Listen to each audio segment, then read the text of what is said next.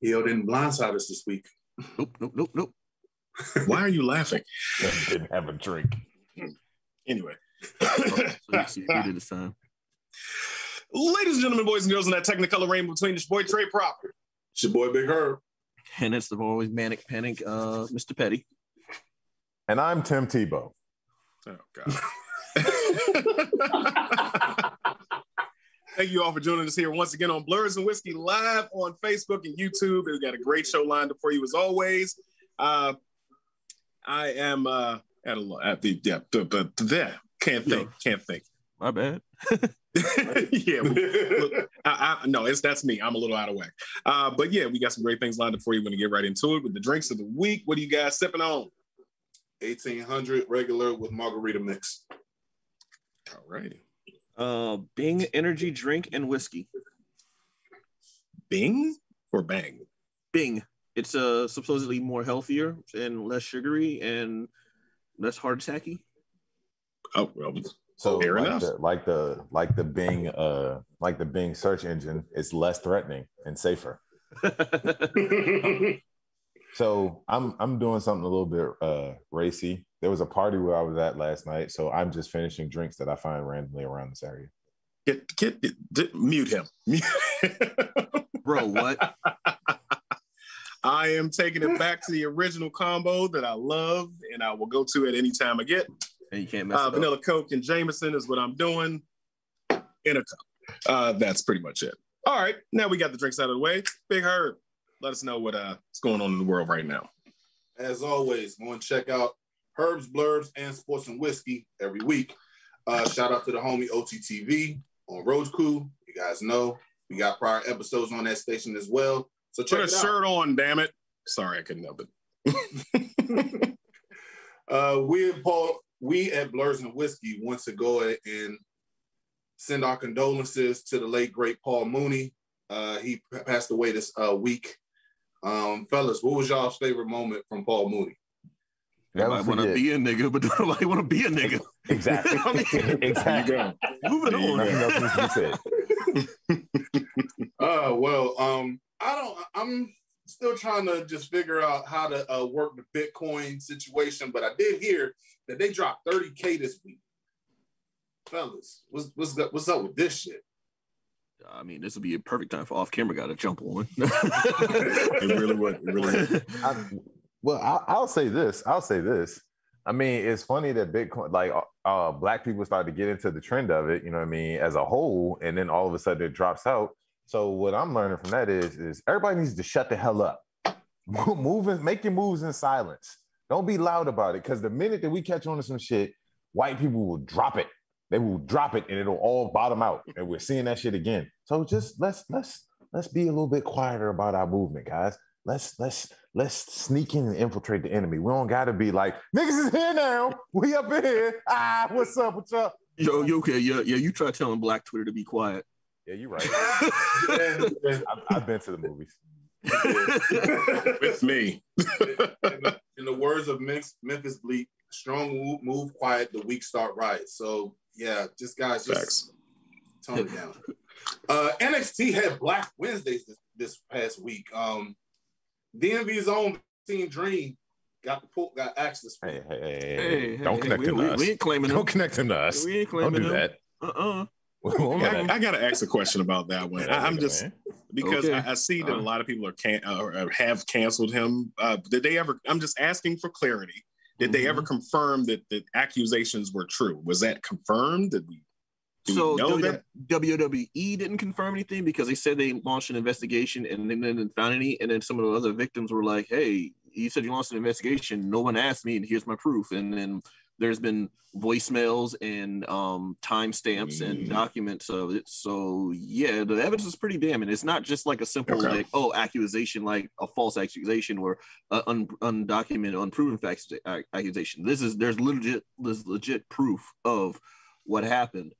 As far as his I'm not going to go into details, but his transgressions. Let's say that his transgressions. And then another thing, like as soon as he gets released, people are coming out just like It's a lot of people not holding back about their opinions about him. So clearly, my man is very, very troubled.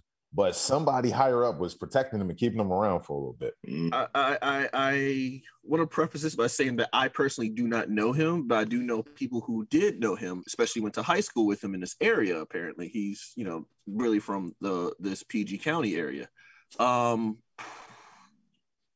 some of the stories that they told me was kind of like out of nowhere. He's like, hey, hey, we're catching up. Let's go to Iron Age. Cool. Hey, y'all want me? And Wow. they're like, nah, thanks. I gotta drive, and the booger sugar. Okay. His new indie promotion is probably gonna be Snowflame. Nice. That is the previous character of the week for those who aren't keeping up with it. Wow. Good callback. I'm looking at the comments. Jamaica said there are receipts. I honestly didn't know. I didn't do any research. That's on me. But I was just curious because I do want to. I'm not going to get into it. I just wanted to make sure there was proof. So if there is, then cool. Let's get him up. But he's gone. That's a good thing. Yeah.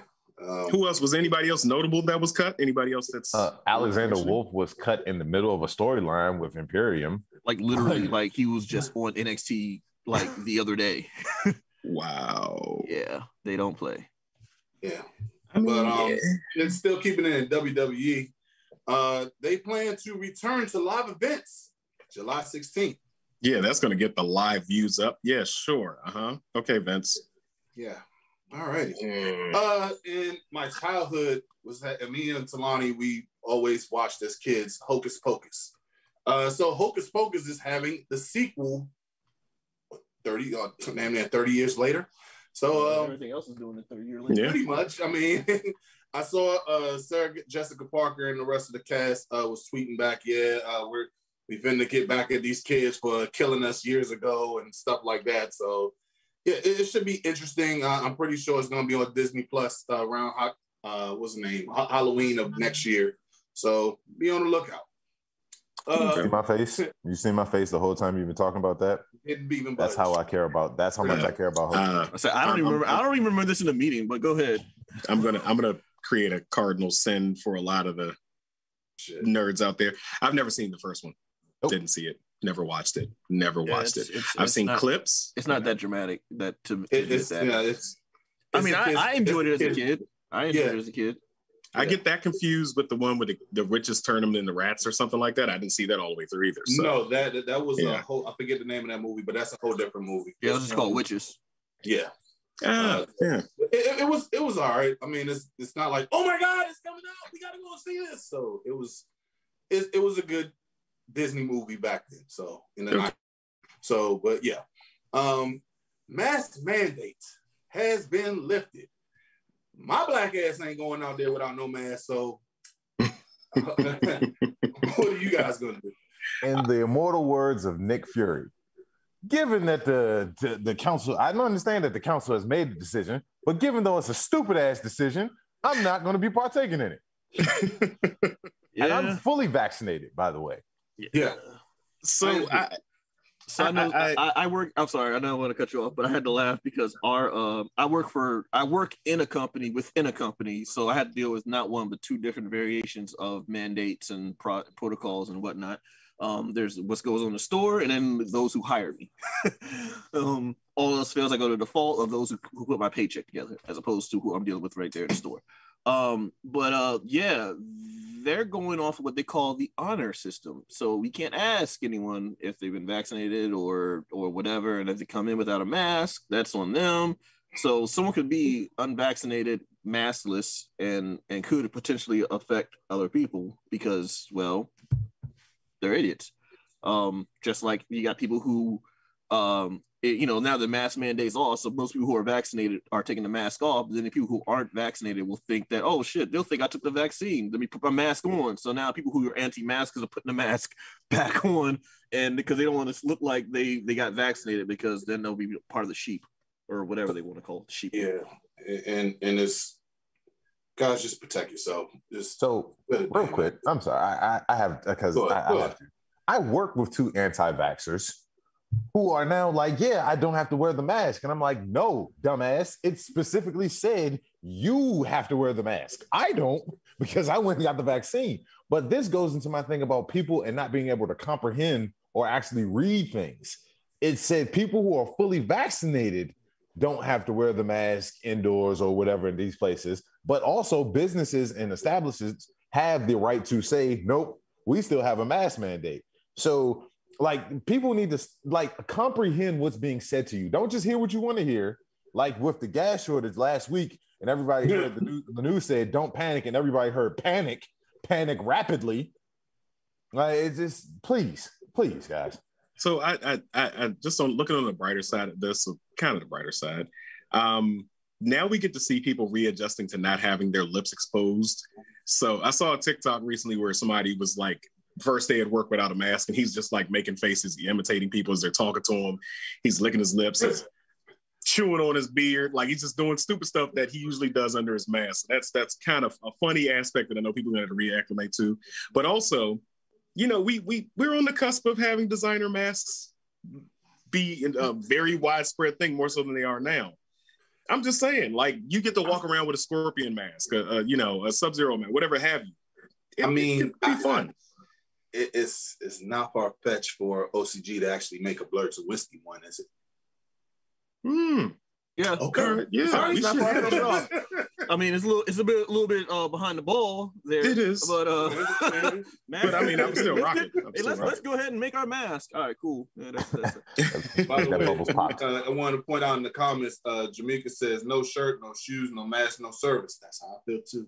Yeah, but unfortunately, the place I work at, the mask mandate being lifted, we can't enforce people to wear masks when they come in without a mask. We can't be like, we're more like, I mean, kind of like do what you want with or without the mask. Most employees are probably still me wearing masks. I know I am. Mm-hmm.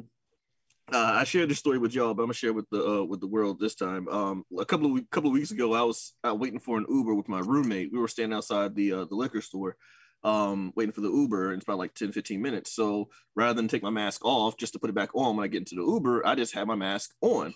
And what ended up happening was that some guy drove up, and you know, he leans his head out the window, he goes, "Excuse me, fellas," and then he sees me and said, "The gentleman without the mask," because my roommate had the time put the mask down to his chin, and he's like, "Is the liquor store still open?" And we're kind of like, yeah. And then I was like, I don't know how I should feel like about like that line of questioning. And then of course, me being me, I'm laughing. And then as I realize he's walking into the liquor store without a mask, but he's patting himself. And he only, like I said, we only have but like 3 or 4 pockets on us. So he's patting himself, you know, trying to see if he can find his mask. And then he gets to the door without a mask, and you see him trying to like try his hand to get into the door, and you know, he's got waved away. So I'm like pointing and laughing with the belly laugh. And then you should have sneezed on him. I should have. But what ended up happening is that he was looking for his mask. So then, of course, I go, "Hey, other guy without a mask. Yeah, they're still open," and he's laughing with us. So we thinking, okay, this guy's got a sense of humor. He's like, "Well, I know people who wear masks, they're not as intelligent as the people who don't wear masks, because you know we're breathing oxygen, and you know you don't know your left from your right." Now, single sentence as he said yet. He's like, yeah, I'm breathing in like 4% more oxygen. So finally, I got tired of it. Has it passed 10 minutes yet? Screw it. Yeah. So finally, I got tired. I'm like, shut the fuck up, dude. Just go back, just get your booze and get the fuck out of here. And then I'm sitting thinking like, this dude really tried to cut like a Scott Steiner promo on me. When you got 4% oxygen, as I'm out here with no mask on, and you take your 66 3/3 of carbon dioxide. And I'm like, what is he doing?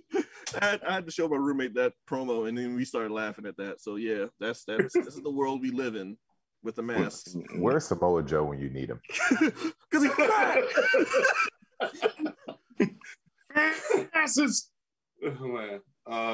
But also another thing that we want to bring up. This past week, yesterday to be exact, was a dear friend of ours, Matthew Lorenzo Pickett Jr.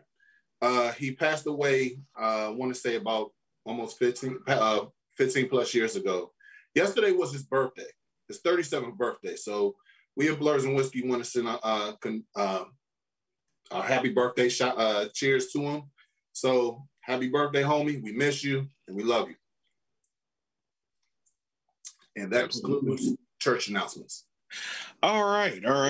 So we've been running low on shit to talk about. So I wanted to go ahead and open it up. This is a little freestyle audible type thing going on. What the hell have you guys been watching lately? Like it's been a lot that we've gone through over the last couple of years. We've been spoiled with content. We've been spoiled with entertainment values. What's really got you guys' attention? Let's go around the panel and ask this question and see what you guys have been feeling lately. What you guys have been. Why are you calling me? Sorry. What have you guys been? I said, never heard that one. That on Netflix? Netflix, Hulu, Disney Plus, HBO Max. Why are you calling me? Who is this? Big Herb, go ahead and go first. All right. So with all since the beginning of the year, the whole Disney Plus streaming service having Marvel content coming out, I have been just been looking at Marvel nonstop. They put out really good content. The world was just in on what's the name? WandaVision, and then we got Captain America and the Winter Soldier. So I can't wait till Loki comes out, and because I know he has a whole bunch of fuckery that he's about to get into. Mm-hmm. And so I'm waiting next month for that to happen. But currently, right now, because it just came out the other day, Rick, what the hell are you doing? I was just going to let him keep going, but good. I'm looking at MODOK. MODOK is it's on Hulu, but it's definitely, if you know who MODOK is, he's one of the villains in Marvel, and yeah, he is.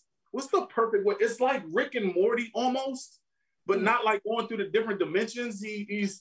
I'm talking about the comedy wise is kind of like it, because I mean he's a very brilliant villain, but he can't get out of his way because he's doing fuckery shit, and it's entertaining. It's really funny, and with that being said, I'm pretty much just waiting on Loki until this. Because I'm pretty much gonna just binge it. It's only 10 episodes on Hulu, but I'm waiting for Loki. So that's pretty much what I've been doing. Okay, all right. Did you finish it, or you just started? No, I just started it yesterday. Okay, all right, cool. Mr. Patty, what about you? I mean, much like most of what we watch on the show, I also am a big fan. As much as I clown CW, I still watch a lot of their shows. So recently, just because I was a fan of Supernatural, I've started watching Walker, only because the guy who played Sam Winchester's in it, and I hate it with a passion, because I'm watching this Walker Texas Ranger remake or whatever, and I'm like, he has not thrown not one roundhouse kick. I'm like, where is the karate ginger guy? Like I'm missing in my life. Like, not. I mean, first of all, the iconic theme song, the first one, which is so great. It was a Chuck Norris movie every week, but we don't get that anymore. We get this guy who is potentially a state of like Mark Wahlberg confusion and befuddledness while constipated and about to cry. That's all the emotion he shows in every episode. And I'm sitting here just like, why do I do this to myself? Because you like watching horrible shit. That's why. You hate watch stuff incessantly. Track. City Dragon. Exactly. They also, speaking of remakes, CW also did a remake of Kung Fu, and it's just basically about a girl who decided to run away from her traditional lifestyle of arranged marriage in Chinatown in America, in San Francisco, and went all the way to China and found a Shaolin monk, trained there for 3 years, found a mother figure, and then she decided to come back because the Shaolin temple was burned down and she has to seek revenge, and she knows that somehow they made it back home. And I'm like, all right, this is really dumb. And The Flash, I watched The Flash begrudgingly. I haven't chance to get caught up with MODOK. I would love to, because I love how they do condensed things. I'm just still mad that I have not seen not one roundhouse kick in Walker the remake. Like, does Chuck Norris make a guest star in it? I don't know. Like, he could have played the father. Chuck Norris is like what, 80 something still. But he's still selling Bowflexes on infomercials somewhere, I guess. I mean, gotta do something, man. But it's just bad. So basically, in a self-deprecating, torturing way, I watch a lot of bad stuff. Okay. Rick Stroh, what you got? So I've been watching the typical stuff like everybody else. I started MODOK. MODOK's pretty good. It's got a lot of Marvel. Like for a lot of you guys that don't know a lot about Marvel stuff, it's a lot of deep dives in it. It gives you a lot of information that you probably have to Google real quick or ask one of your resident blerds here about to clarify for you. So MODOK's pretty good. I watched Army of the Dead, which the WWE sold its soul for to end Backlash with. I watched that yesterday. It's a typical zombie movie. But then in this weird kind of Zack Snyder-y way, he hinted at alternate universes in the middle of the movie. Oh, my bad. Spoiler, dickheads. I don't care. Yeah, he hinted at he hinted at a multiverse randomly in the middle of the movie, but it actually made sense. And then, of course, he had Amari Hardwick, like as the one who's talking about the multiverses. And then you got these random bodies just thrown out and it's wearing the clothes of everybody. You're just like, wait a minute, what the fuck just happened here? This movie just got real sci-fi all of a sudden. Like, what is going on? Very meta. I watched it too this weekend. It started out and I was like, okay, this is a. I'm sorry, were you finished with what you've been watching? No. Now it's time for debate. Okay, all right. So I just wanted to, but anyway, I watched it and it started off as a cliche zombie film, which, we've all seen 1,000 different times. We know all the tropes. We know all the pitfalls. We know somebody's going to betray somebody and it's going to happen. But this threw some new shit at us. And, I applaud Zack Snyder for it. First off, the man, visually speaking, he does an amazing job. He can shoot the hell out of a movie. Can't take anything away from you on that. Mm-hmm. But the trope, it seems like he combined a lot of our favorite zombie movies because these zombies had a tier system where there were the regular, slow, dumb walkers. And then you have the alphas, and then you have a pretty much king shit zombie at the top of the hill who was smart, but they were all intelligent. They weren't, just running. The alphas were still just running at you, but they were faster. They were preserved. They hid in the dark so they didn't get dried out by the desert sun. It's like we had 28 Days Later, The Walking Dead, and Dawn of the Dead. Yeah, all combined into one. It was like, okay, all right, I applaud it. And Batista actually put an okay performance. He put an okay performance for me. I think there were, if you haven't watched it, please go watch it on Netflix. If you ain't got Netflix, I don't know to tell you right now, it's 2020. But it was too much lovey-dovey in my action. Bro, Batista wants so bad to be Dad of the Year. He just wants so bad to be. He wants to be up for. He wants to win a Tony Award so bad. You could just see it all over all of his performances. Was I the only one that hated his daughter? No. Yes. No. I watched it. I watched the whole thing, and I'm sitting here like, let her die. Just right. It's like, this whole thing is your fault. All of it. Like, well, okay. the last, I guess, supposedly Planet Namek 20 minutes was all her fault. Yo, I like it. Just the moment. I just have a question though. I mean, because it seems like every year or every other year, there's always a zombie movie coming around. And seeing that we always feel like we're getting ready to go into the zombie apocalypse, would you say that these movies are just basically training videos just to say like, hey, this is what you should do, this is what you shouldn't do? So I mean, you must say you actually blew past some parts that I wanted to go over, but we can focus on this too, because I've adopted Rick's mantra when it comes to the zombie apocalypse. Rick, would you like to explain it? Because war crimes now, survival later. It's actually the other way around. I think. Listen, it's survival now, war crimes later. Listen, I'm gonna tell you right now, Batista's little stepdaughter in that movie, I'd have shot her. The minute he says I gotta go after her, I'd have shot his big ass.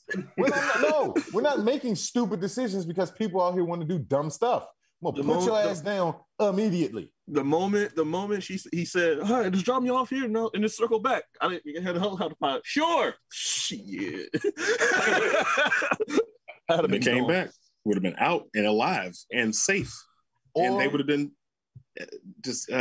But yes, so the other aspects. I see Aaron LaGrange said acting is superb. Subpar. Sorry. Okay, I was about to go in a different direction. For everyone, or just, I mean, look, y'all, this is a zombie movie. It is. Name one zombie movie that you're going to go through looking for the most Oscar-winning performance and stuff, like, you know what I'm saying? Like, it's about people who are alive shooting things in the head.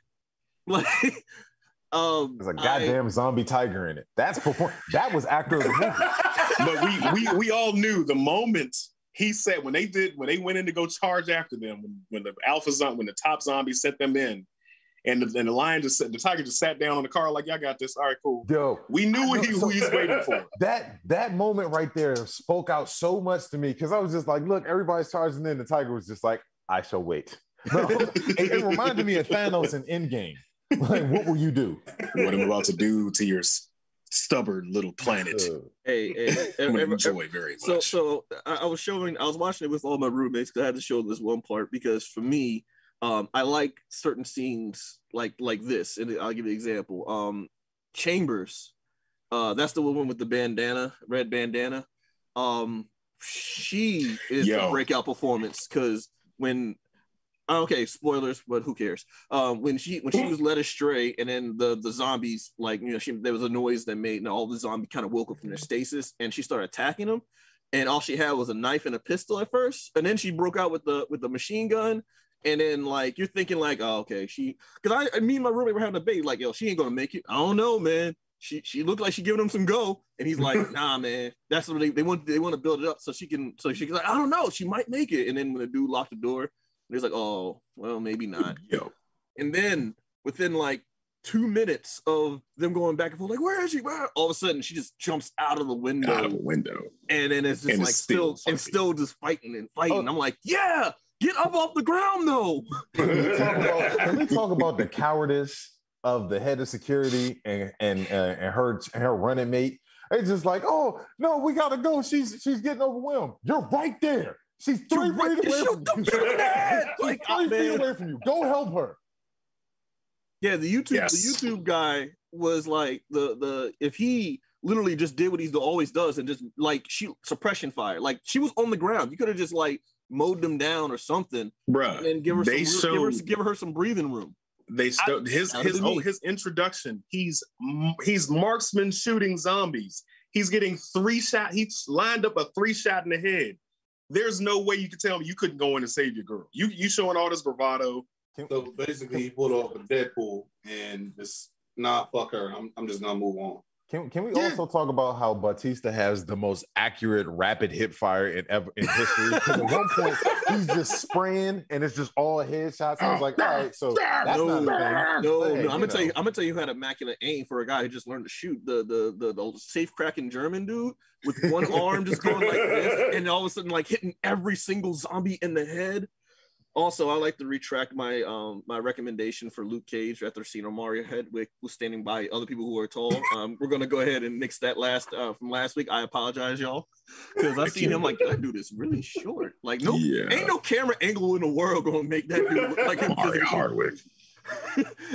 You know, one thing that kills me about movies like this, I understand the logistics of we're shooting in the desert, but regardless of heat factor or not, if I'm going into a zombie situation, we have cloth that is bite proof. They use it in prisons. Like the benefactor who sent them in to go to crack the safe said, "Give me everything. I need shark bite proof clothing all the way up to my neck. I'm not getting bit. It's not going to happen. Like, that's the dumbest thing about zombie movies when they have prep time. If anything, learn from fucking Batman. He fights Killer Croc all the time. Prep that shit out." Bro, you can literally get Kevlar and Under Armour together and say, make me this. Make it. I need it. I want it. Make it. And then you pretty much become an unstoppable killer machine. By the way, if you steal my idea, I will kill you when the zombie apocalypse starts. Whoever's listening to this. Oh, wow. Hunt you down. And trademark. Head is myself. Kevlar Under Armour. There we go.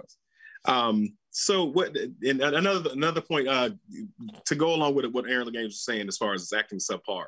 They did play certain little things with Batista that added to his character, because you see he was wearing. I think he wears glasses in real life, but he's wearing the glasses and he takes them off and he acts like he can't see when he's having regular conversations. That played into his wild spraying, shooting, and everything. I thought that was a nice little caveat to add on to the character building of who he was. But overall, I give it 4 shots. I think it's 4 it's a rewatchable movie. It's a 4 headshots. I still think that the daughter should die, like painfully, like that was. So for those who don't understand where I'm coming from, I'm not coming from a dark place. I'm coming from the fact that she decided to jump in on the mission because she wanted to save a friend, and then she pretty much manipulated her way into it. Like, not even like, hey, like, no, she manipulated. She's like, look, you either take me with you or I'll just sneak in. Either way. So you take me with you and you can protect me, or I just sneak in and I die. It's on you. So she manipulated her way into the mission. And then she decided to deviate from that mission to save her friend again. So she decided to go to a hotel. And by the way, did y'all realize how long that 20 minutes was? Or the hour, I should say, because it took 30 minutes. It took 30 minutes just for them to crack the safe in that hour. And then they had like 20 minutes just to make it out of the safe and onto a helicopter. And then 10 minutes to come back. Can we talk about how Batista put stepdaddies everywhere to shame? Because if Snoop Dogg would have been a stepdaddy, she would be like, I would just sneak in. I don't give a fuck about you. Sneak in there. You ain't my daughter. Fuck you and your friend. Oh, man. Also, I'm going to give a shout out to Theo Rossi for playing like most deplorable character ever. Like he does a really good job. Like he either got a sympathetic character or he just plays like the worst of the worst people. Bro, like, it's the look through the eyebrows and the smirk for me that makes me want to punch him in his freaking Adam's apple. Like I can't. Theo Rossi and Kirk Acevedo, they play the same ambiguous asshole in every movie. You don't know whether they're white or they're Hispanic, and they play the same dude. Oh no, Theo Rossi definitely is. Like, I can stomp your face in right now. Yeah, he was in the movie I didn't want to watch, wasn't he? He was one of the cops. Skin. American Skin. Yeah, and I hated him in that shit. Like every role, he's a good actor. Because every role he invokes an emotion out of it. You eventually hate him in Sons of Anarchy at the end too, but I mean, we'll move on. And just to give everybody reference about who Kirk Acevedo is, if you've seen the recent Planet of the Apes trilogy, Kirk Acevedo was in the second one. He was the guy who was wiping his mouth in the jungle and then comes up on an ape and shoots the ape for no reason. That's who he is. He's a good guy. Anyone else watching anything, or are we good? Yeah, well, real quick, one last thing about Army of the Dead. The as far as the time frame, we've all been to Vegas, right? And I'm not sure exactly how far apart those buildings are.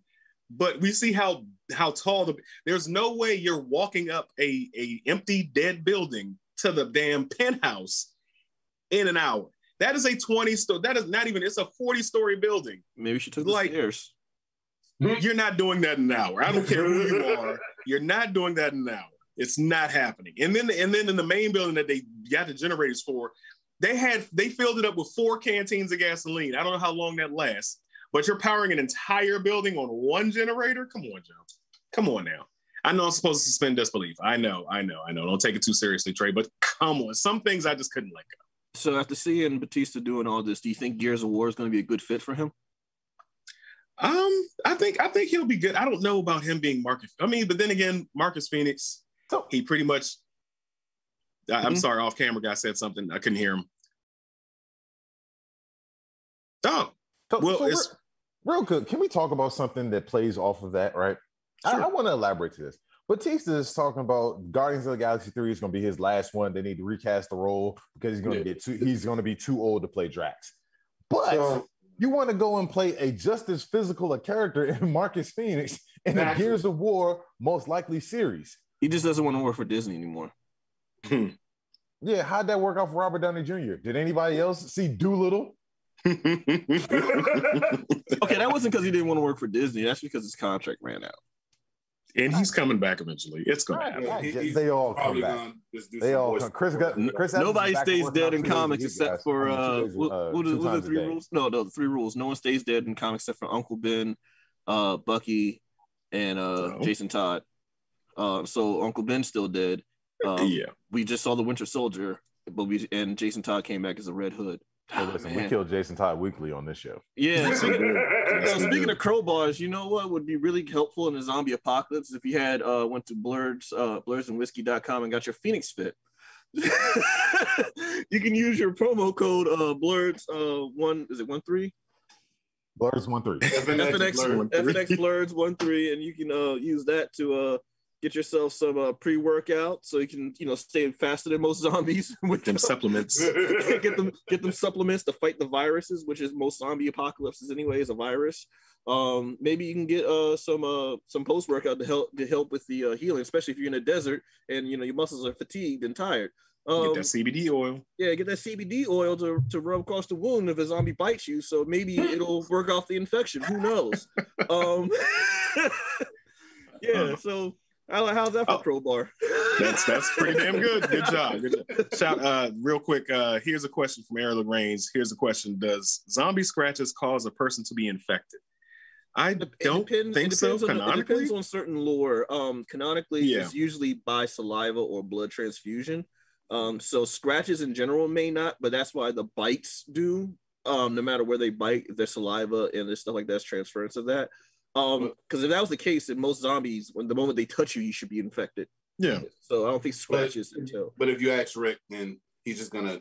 If I see a scratch, I'm gonna shoot you in the head. Yeah, it's double tap. Yeah. Like body armor, Kevlar. it was a tree. It was a tree. I swear. I'm trying to I got video of me hitting the tree. Man, that mosquito bit the shit out of me. All right, Rick, it's a mosquito bite. It's a mosquito bite. You're done. You're done. Sorry. I don't make the rules. I just enforce them. Actually, I do make the rules. Hence the full body Kevlar. So, in all honesty, though, like me and everybody were talking about it. Like, even if in a zombie apocalypse, hypothetically, if I'm bit and we all know I turn in like 20 to 30 minutes, just send me out there with a bunch of grenades and I'll ring a damn bell for zombies. Like, I will take out as many as I can. I will be human. I will be the human bomb for all y'all. Like, I am not gonna die a zombie, live a zombie, or whatever you want to say. Yeah, I feel you. You can't do Shaun of the Dead and tie you in the basement. Nah, you ain't gonna do that. I ain't gonna be a zombie pet. We ain't gonna do no Michonne where you just take the bottom jaw. Or the Shaun of the Dead joint with Shaun of the Dead. Incredibly irresponsible. Give me half a clip and a couple of grenades or a gas tank and let me work. That was one of the best. Those were the 2 best takeouts because they did the same thing. Both the YouTuber and his girl went out the same way. But I think we've pretty much gone over that one. The other thing that I just finished watching Castlevania season 4. I'm not sure if you guys had a chance to catch up on that yet. I haven't caught up season 4, but I am a fan of Castlevania. Okay. Boom. Okay. You must be punches him. You must be a Belmont. I'll never over that. Is it because the Belmonts are crazy, or does he know like the level of like a human just punched me in the face? You got to be one of them crazy Belmonts. They're raised to kill supernatural beings. They are strong as I don't know what. I mean, you think about the dude is smacking zombies, vampires in the face with a whip and killing them with it. Dude's pretty strong.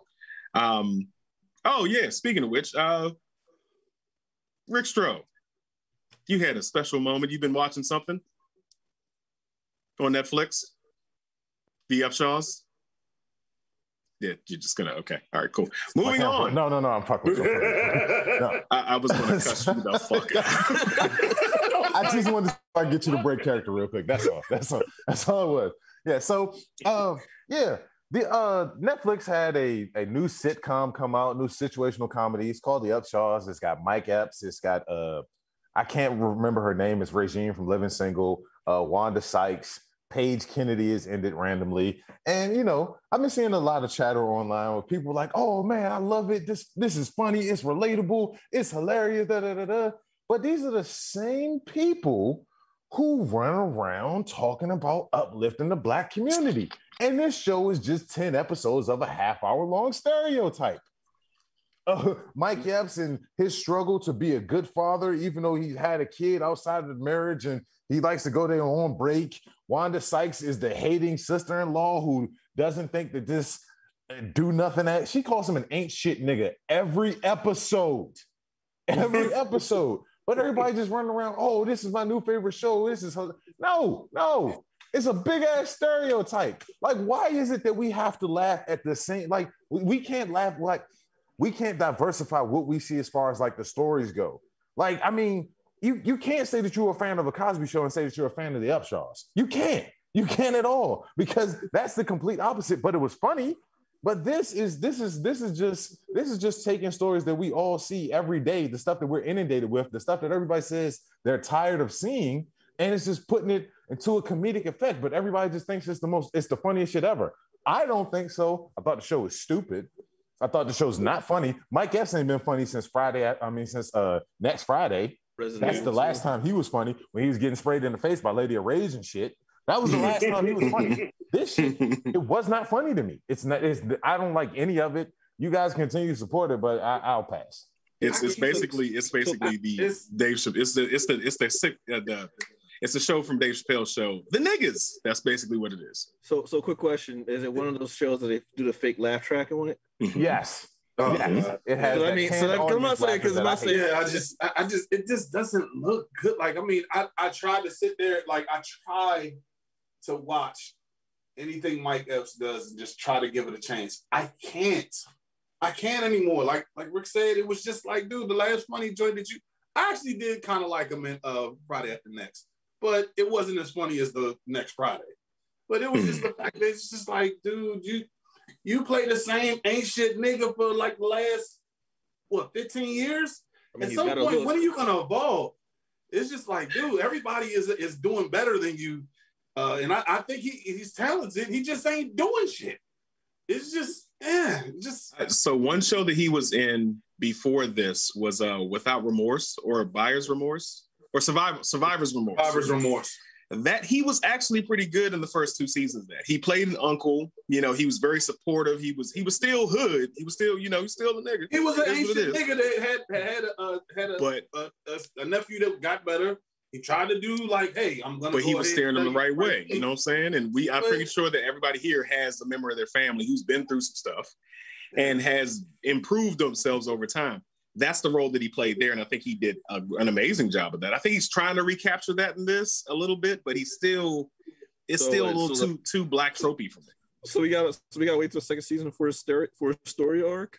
Right, for character development for the second season, for him to develop for something. Real quick, I'm sorry, I gotta address this in the comments. Yes, Horace, we know Spiral came out. Yes, Horace, we know that Saw 10 is coming out. We're not talking about it because Spiral was terrible, and Saw 10. Listen, Saw 10 is like the Fast franchise for me. It just keeps getting better. Really? Yes, I love the Saw. I love really. We got to dismember families. Right. Listen, so what? I like torture porn. All right. So what? I don't care. Too much. TMI. Don't need to know that. No. Keep that. No. That's a genre of horror movie. It's called torture porn because it's a lot of dismemberment and stuff. Like the Hostel movies are that. Yeah. I'm not talking about actual porn with torture. I didn't know that was a thing. You have to be a depraved individual if you watch that. I know Horace does. You have to be a depraved individual if you watch that stuff, though. Oh man! Shout out Eddie Rodriguez on YouTube. Thanks for commenting on me. I appreciate the engagement, asshole. And here comes Drew Gadoni. Jigsaw was a terrible movie. Okay. Hold on. You said Eddie Rodriguez commented on YouTube? Yep. Sorry, I don't speak Spanish. Jesus Christ, dude. Why? Oh yeah, speaking of Drew, so Cam, did you get a chance to check out something that happened where you got called out on it? I have no idea where you're going with yeah, this. you got. We're gonna talk after the show about that because somebody called you out. Called you out big time. Drew Gadoni. Yeah. Hold on. Gadoni is he crossing streams? He's trying to. We crossing streams. Oh, cool. That's what's up. You movie trivia. I'm gonna whoop your ass. Oh, all right. There you go, Drew. You got some shots fired back at you. All right. Speaking of other things, did anybody watch The Bad Batch yet? I have yet to get a chance to sit down and watch it. Not yet. It's been a busy week for me this week, and I'm definitely gonna check it out because I saw the trailer. There you go. It definitely looks pretty good. Oh, wait. You regular Ukraine? So, what? All right, yeah, okay. That's delving a little. I'm sorry, that's delving too deep. Fight. I'm telling you that he's gonna get a knife fight from me at this point. he was looking for that. That's why you don't acknowledge him. The first episode of Bad Batch was really good. The following two were a little bit slow. The third one kind of picked up. I mean, at this point, Star Wars has given us so much content in the last 6 years that it's almost just like you almost know what to expect. So for those of you that don't know, the Bad Batch is about a bunch of clone stormtroopers who are defective. They're a defective troop, but they all have like special individualized powers. And it takes place it starts up right after Order 66 is given, but the Bad Batch they can't adhere to Order 66, which was to basically kill all the Jedi. And so they're kind of like on the run from the Empire now. And it's them trying to figure out a way to assimilate into society or whatever, or to try and like figure out their place in the world. It's another Star Wars show. I mean, that's pretty much all I can give it to you. Gotcha. Well, I'm making a note. I'm going to watch it, and if everybody could watch it, then we can really dive into it. I haven't gotten a chance to because I've been busy as well, but I'm pretty sure it's full of colorful characters. But speaking of colorful characters, let's go ahead and hit up that character of the week. Let's get that rolled out. I think it's about that time we get some things going on.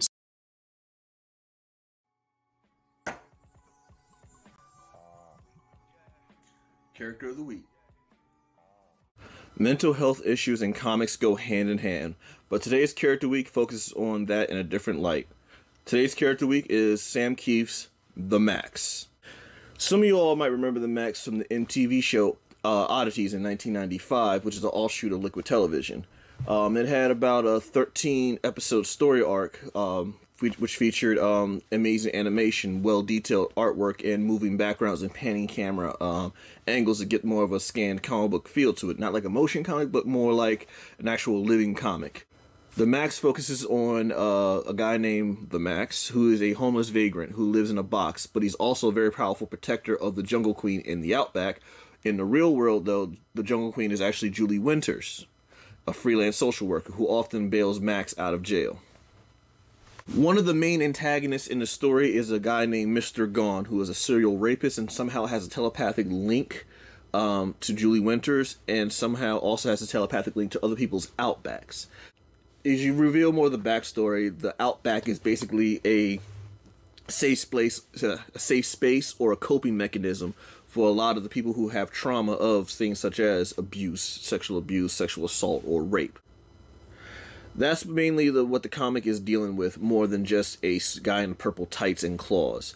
It's actually dealing with a lot of mental health issues, caseworkers, homeless problems, schizophrenia, dealing with traumatic loss or dealing with traumatic effects in people's lives. It delves into that, which is stuff that you hear nowadays, but you gotta keep in mind this is back in 1992, 93. So a lot of things like this wasn't discussed, especially in comic books.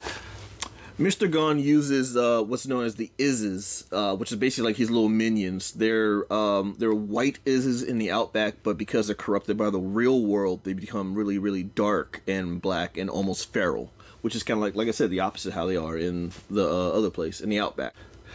Sam Keith was fresh off of a Wolverine run in Marvel Comics, and he was pretty much recruited by Jim Lee to go into basically the second wave of Image Comics in 1992. So like I said, he's fresh off of Wolverine, so he works with a guy named The Max. A lot of Image Comics kind of have that mirrored effect, like some of the recent projects they worked on shows up in some of their newer projects. However, The Max deals with more of a traumatic thing, and Sam Keith's particular art style was almost tailor-made for stories such as this, which has a lot of visuals. Some of those visuals actually translated really well into, as I mentioned before, MTV's Oddities, that cartoon series in 1995. Especially certain scene changes when they switch from the real world to the Outback in like flashes like that. So It was I would say definitely ahead of its time, but it was also very needed because it laid a lot of foundation for comics to be more than just stereotypical cookie cutter good guy versus bad guy. And so mental health, coping mechanisms, safe spaces, spirit animals, and comic dynamics is what the Max is all about. Like I said, it's very underrated and ahead of its time, but at the same time, I feel like it was definitely needed at that time for what it is. And also look into the Max series. He's debuted or he's had guest appearances with Savage Dragon. He's teamed up with Batman. Again, Sam Keith's style is very iconic and very pivotal to it.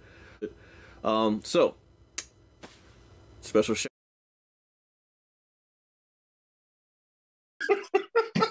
That was our character of the week. But real quick, guys, I want to stop for a second. I want to take it in serious. We here at Blerds and Whiskey, we talk about some intense things. You know, we get kind of serious at times, and we try to keep things light, and we spread love to everyone. We have a loving environment. Drew Godoni, what we won't have in our comments is you spreading all this hate speech and this racism. We will not have it, sir. Not on this platform. Not on this channel. Not on my Christian Minecraft. We won't have that, sir. We will not. You're coming around here talking about we have to put these black nerds in their place. Sir! What place is that, sir? And what place is that? The Gulag? On the Blerds and Whiskey channel on Facebook and YouTube, Sundays at 12 p.m. Maybe in your other domains with your other friends, that stuff is tolerated, but not here. We won't have it. No, sir. No, sir. I can't breathe. We've been laughing through the entire character week. That's racist. Let me clarify, guys. I'm and Chuck said Stan was Drew. Oh my god! Standing with Drew. He's a I'm messing with you. I know. It's just funny. It's just funny, man. It's just funny. He's not really racist, guys. He's actually a good guy. He's not. He's absolutely whoop his ass in movie trivia. Well, we can make that happen. We can make that happen. Oh man! Yo, coming off Hogan style with the atomic leg drop while screaming the N-word. That's full Hogan right there. Oh man, yeah. I mean, just everywhere. I'm surrounded by freaking colorful characters. It's just crazy. I love all you guys. I love you all. But since we did that, let's go ahead and hit them up with our cosplayer of the week. And this cosplayer is very near and dear and close to my heart. I'm not gonna lie, I know this person personally, and they do amazing jobs. They are supportive. They are active in the Black community, and they really they really put their all into their cosplay. I'm talking about none other than our boy, Mr. Petty. Hey man, we just wanted to surprise you. We chose you as look at his face. Man, we wanted to because you've been putting out good content lately. We just wanted to uplift you and tell you you're doing an amazing job. Keep doing it. I don't care if it's just the one. Keep doing it, man. You're doing an amazing job. Put it out there. Everybody go follow him on TikTok. Boost this man up. Get his name out there. Because he's pulling off the Black Crow. I don't care. I love it. I'm loving every bit of it, homie. We love you. We appreciate you. We're not afraid to put our own over. We're not afraid to put our own over. Yeah. Exactly. So we just trying to boost you up, man. You ain't see it coming. We told him it was going to be Static Jones. I did not see that. I'm over here like, y'all know this dude? No? Like, you know him personally? How you know him now? Like, it's you. That's crazy. Y'all made me spill my But I love how in the middle of Trey giving the introduction, Bear Claw just decided to put himself on camera. You talking about me? No. My time to shine? Yes, he just said. So we got Blerds and Whiskey and Bear Claw today. Yeah, and he, so man, we just want to put you up there because you've been doing an amazing job with your cosplay. I love it. I really, truly love it, man. Keep doing a good job. And you're here every week with the character of the week. This is why, yes, we got that much faith in you, homie. We're saying it over here. We got that much faith in you. Let me go back to the comments real quick. See, Godoni, this is why I'm going to whoop your ass in movie trivia. Because that whole movie, that whole new Crow movie that everybody keeps talking about, that's a fan trailer. That's not real. If you were actually the movie trivia person that you say as you were, you would know that, but you don't. He's pulling that. It's still real. It has been set. So it looks like I'm already up to you 1-0. Oh. Ooh, I think that. Well, so how? I'm gonna have to actually put together some movie trivia questions for you guys. You come in the cage with a zombie tiger and you get your head bit off. That was the most satisfying kill of that entire movie. I'm not even gonna lie, because I was just waiting. Look at the response. He's just testing you. All right, cool. All right, we're gonna make it happen. We're gonna have a cross-platform. You know what? I'm gonna get back to drinking somebody else's beer that I ran. Oh my God! Stop saying that. We have a lot of fun here, guys. All right. The last thing on the docket is actually some breaking. Well, not really breaking news because it happened earlier this week. But if some of you may not have heard recently that Warner Brothers sold a portion of their media division to the Discovery or channel or group. It's actually just Discovery. Okay, yeah, they've made some, or they're in the plans of making some sales, some mergers over there, and it may shake up a lot of the things that we hold near and dear. Well, relatively hold near and dear. So we always joked about it, like especially like once Disney bought Marvel years ago. We joked about the fact that one day all entertainment is just going to be with three conglomerates, and it's slowly. We had no idea how true it's going to be, because eventually it's just going to be like one giant, like it's going to be multiple streaming platforms and one of three giant corporations that owns everything. And this is just one more step towards totalitarian entertainment. Oh, it's going to give people more jobs. No, it's not. It's not. But there's also nothing we can do, to be honest. Like, what are we going to do? Boycott Warner Brothers? Like, nah. We're just going to allow it and accept it and just adjust to years later. We're going to be telling our grandchildren, back in my day, Fox used to be its own place. What? It had a channel too. Get out of here, Grandpa. That's crazy talk. We're all just going to become that meme of the granddaughter escorting her grandmother up the stairs. Okay, Grandma, let's get you into bed. Well, I mean, but you know, there was a time when you thought the Joker fighting Sub-Zero was a joke. Grandma, that's crazy. I mean, it only happened in the video games, but now it's on my TV every week. Pretty much. Ultimately, go. I'm sorry. Go ahead. I said people are going to have some type of reaction to this, and they're going to feel some type of way. I mean, but ultimately, that's not the thing that people should be concerned about. What you should be concerned about is the fact that we are moving closer and closer to the future that Wall-E predicted years ago. Bro, I refuse. I don't care. That's why I'm on my journey now, because I refuse to be in one of them rascals. It ain't gonna happen. It's not happening for me. I don't care if I lose both legs. Wow. I'll be the prosthetic man out here. Guys, look at the comment. I'm live. Yeah, that's what the Disney Afternoon cast joins family. I am this close to block. So what actually is the future I'm looking forward to when the Fast and the Furious franchise merges with all the franchises we've been trying to say for the longest time. I Am Groot and Batman and the only way I'll be accepting of that is if we get royalty checks for bringing it up on this channel.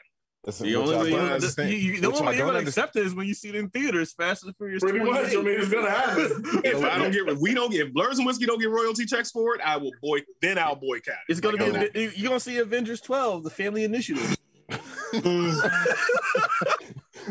Why? Why? Car through the Great Wall of China, and then Samuel Jackson just showed up. Well. Dominique Toretto. I've been looking for you, motherfucker. Or what you don't know is that here's the thing. You know why the beef between Vin Diesel and The Rock really happened? So because The Rock's over the beginning of Black Adam is actually the ending of Fast 9. Because when Vin Diesel, Spider-Man whips that Charger off of the mountains, it goes over the mountain and heads towards Kartark or whatever Black Adam and Dark. Right? And as soon as the first time he says Shazam, he gets buried under a Charger that comes flying out of nowhere with Dom and Letty in it. And that's how he ends up missing for 5,000 years. So that's what the beef is initially about. Oh, so they had cars 5,000 years ago? Is that what you're trying to say? Yes, because as you know, Trey, cars can do everything with the power of family. After everything he just said, the only thing you found an issue with the fact that it was cars 5,000 years. That was the only thing. That's the only thing I voiced. You already know how adamantly I hate when you guys do this. Like, I legit hate it. It is the most infuriating thing. Keep my fandoms separate. I swear to God, I mean, if this happens. Look. When I thought it was bad when I made Medea a watcher. But imagine what if Dominic Toretto's been a watcher, but he's just more active this whole time? Oh my God, he's already bald. Yo. So hey, look, remember, do you see that thing? Like, did you see that story that was posted where they were talking about Fast and Furious could cross over with Jurassic Park? Remember how the Asian gang from the first Fast and Furious, they were all on bikes? Yes. Well, this time they come back from the dead, but riding velociraptors. We're doing it. And Dave Bautista's character is shooting zombies in the head the whole time, and then you have saber-tooth tigers that just pop out of nowhere too. So. And then magically his skin turns green, and his daughter gets killed by saber-tooth tigers. Actual saber-tooth. Liam Schreiber. So what if the family that he lost was Drax's family, like he was, and he turns green? I swear. Drax is only turned green because you mamas make me want to pull all my hair out by the roots. Every time we do this, like I just want to start yanking out. So until I have enough left in my hands from all the rage. And the only way to fix it is with some beard struggle. Hear me out. No, I'm doing a thing. We're doing it. Only way I'm going to fix it is with some beard struggle. And if you want to fix the patches in your beard, go ahead and get yourself some beard struggle. All right, you're going to use the promo code Blerds1 on beardstruggle.com. That way, you know the Blerd guy sent you, and you can get your discount off 15% off on all your beard struggle needs. You get your conditioner, you get your shampoo, you rinse, lather, repeat, whatever you got to do, and get your favorite fragrances. They also have a value pack on there now, so you can try a variety of different fragrances and see what works best for you and your face and your follicles. So back to pissing off Trey. Now, what were you saying? Oh, I was going to say, John Cena, when the reason why he came back when he was missing from the franchise for so long was because he was the peacemaker the whole time. Oh my God! And then he shows up. That's how he shows up with all of his super abilities in the new Fast and Furious movie, because he's the peacemaker and he was Dominic Toretto's brother the whole time. Boom, that's your link. I hate you. I hate you with the passion of 1,000 suns. Airclaw, I'm live. Bearclaw don't care.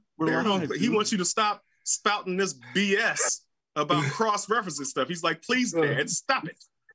Oh, man.